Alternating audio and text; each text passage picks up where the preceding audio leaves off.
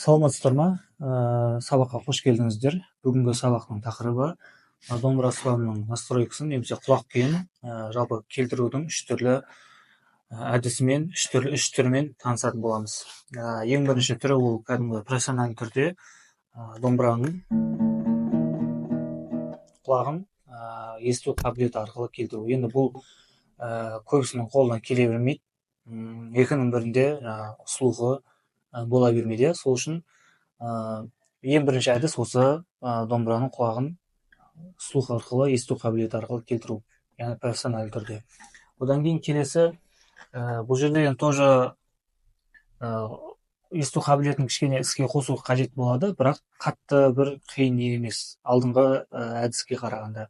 Бұл әдіс бізде жалпы негізі астыңғы ішекті өзіміз қалағанша бұрап, кез келген қалағанымызша бұрап келтіріп алсақ болады. Яғни мысалға домбыраңыздың шегі қатты болып тұрмау керек біріншіден. Мысалы, егер домбыраның шегі осындай қатты болып тұрса, кішкене сағат тілмен, яғни бұраймыз, яғни солдан оңға қарай бұрап, кішкене домбыраның шегін кішкене жұмсартып аламыз. Сол кезде біздің күй ойнасақ та, ән ойнасақ та, домбырамыздың дыбысы әдемі қоңыр болып шығады.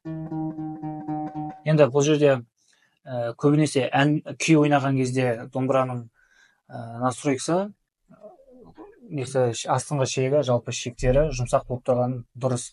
Ал енді ән айтатын кезде әр әнші өзінің даусына қарай келтіріп бұрап алады. Көбінесе енді жоғары дыбыста айтатын адамдар домбыраның құлағын кішкене қаттырақ бұрап келтіреді.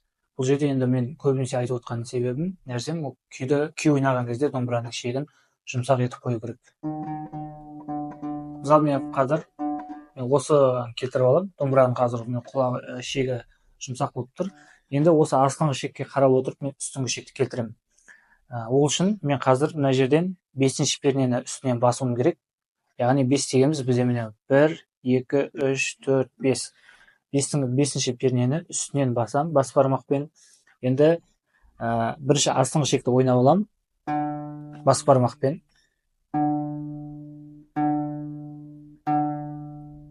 Енді осы дыбысты үстінен ойнаған кезде тура осы астыңғы шекте шыққан дыбыс тура үстіңгі шекте де дәл сол дыбыс шығу керек.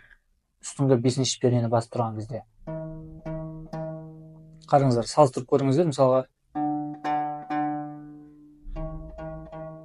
екі дыбыс екі түрлі болып тұр, Сол үшін біз жаймендеп домбыраның құлағын бұраймыз. Жалпы бізде үстіңгі шек астыңғы шекке қарағанда әлдеқайда жұмсақ болып тұрады. Егер мысалы сіздің үстіңгі шегіңіз астыңғы шекке қарағанда қатты болып тұрса, сіздің үстіңгі шегіңізді кішкене түсіру керек. Яғни бұл жерде үстіңгі шекті түсіру үшін немесе жұмсарту үшін үстіңгі шектің құлағын біз керісінше сағат тілінен қарама-қарсы бұраймыз, яғни оңнан солға қарай.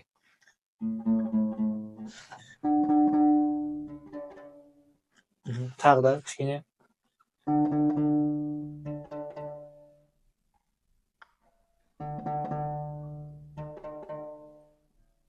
Қараңыздар. Сәл бізде келді. Бұл жерде енді кішкене есту қабілетін іске қосу керек болады. Екі дыбысты бір-бірінен айырып білу керек та кішкене.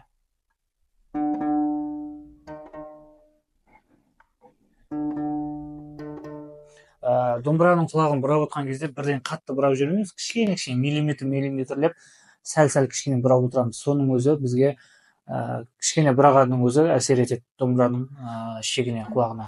Бізде енді қараңыздар мына шекті, дыбысты.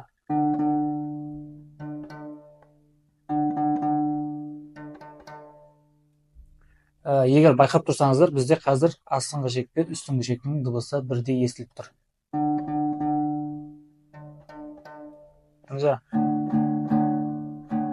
Егер бір кішігірім ән, еркемай деген сияқты бір әндер білсеңіз, домбыраның құлағын келтіріп болғаннан кейін ойнап көрсеңіз болады. Мысалға,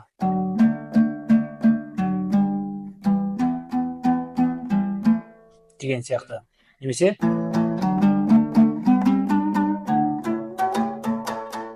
деп те домбыраның құлағын тексеруге болады. Бұл сіздерге айтқан екінші вариант, екінші түрі домбыраның құлағын келтірудің.